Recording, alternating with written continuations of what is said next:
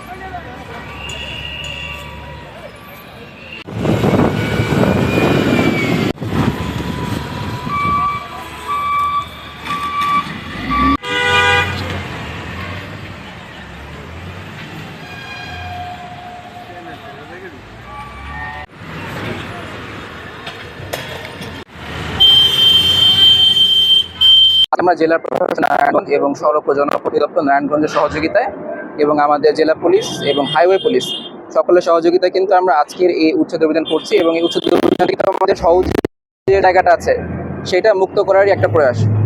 আর যেটা বললেন যে এখানে আপাতত এখনো পর্যন্ত কোনো অপ্রীতিকর ঘটনা ঘটেনি যতটুকু আমি দেখেছি।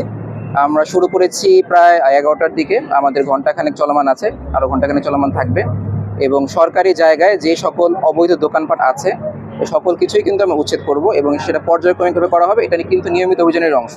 এইটুকুই না, আমাদের কিন্তু এই যে ঢাকা চিটাগাং হাইওয়ে সাইনবোর্ড থেকে শুরু করে কাঁচপুর পর্যন্ত এই অংশটুকু কিন্তু খুবই ক্রুশাল, আপনারা জানেন। এখানে মোড়ে মোড়ে দেখবেন যে অবৈধ হকার রাস্তা দখল করে, আমাদের 3 লেনের রাস্তা দেখা যায় যে 2 লেন দখল করে 1 লেনে গাড়ি চলাচল করছে। তো সেই জিনিসটা কিন্তু আমরা পুরোটুকু অংশ জুড়েই করবো, মানে কোন অংশ করবো কোন অংশ করবো না, কাউকে ছাড় দিব সেটা কোনো সুযোগ নাই। কিন্তু আজকের প্রোগ্রামের অংশ না, তবে জেলা প্রশাসন তো অনেক বিষয়ই দেখে, এটা অবশ্যই দেখা হয় এবং এখনো হচ্ছে। আমরা হাইওয়ে পুলিশ, জেলা প্রশাসন সহ সংশ্লিষ্ট যারা আছেন, যত স্টেক হোল্ডার আছেন, সবাইকে নিয়ে আমরা কাজ করছি এবং একই সাথে আজকে আমি শুরুতে যেটা বলেছি, আমাদের কিন্তু সাধারণ মানুষের, আমাদের ব্যবসায়ীদের সবার কিন্তু সহযোগিতা লাগবে। সবার সহযোগিতা পেলে অবশ্যই আমরা সফলভাবে কাজটা করতে পারবো। আমরা চেষ্টা করে যাচ্ছি, শুরুতে যেটা বললাম, সবার কিন্তু সহযোগিতা লাগবে। আমরা যদি আজকে করে যাই, যদি মানুষের এবং ব্যবসায়িক গোষ্ঠীর সহযোগিতা না পায়, সেক্ষেত্রে কিন্তু ধরে রাখাটা খুব কঠিন। বাট আমরা নিয়মিত অভিযানের অংশ হিসেবে আজকে আসছি এবং কন্টিনিউ করে যাবো। এটা দেওয়ার পরে আবারও বসে এবং আমাদের সামনে সেটা প্রকাশিত হয়, আমরা যথাযথ আইনানুগ ব্যবস্থা গ্রহণ করবো।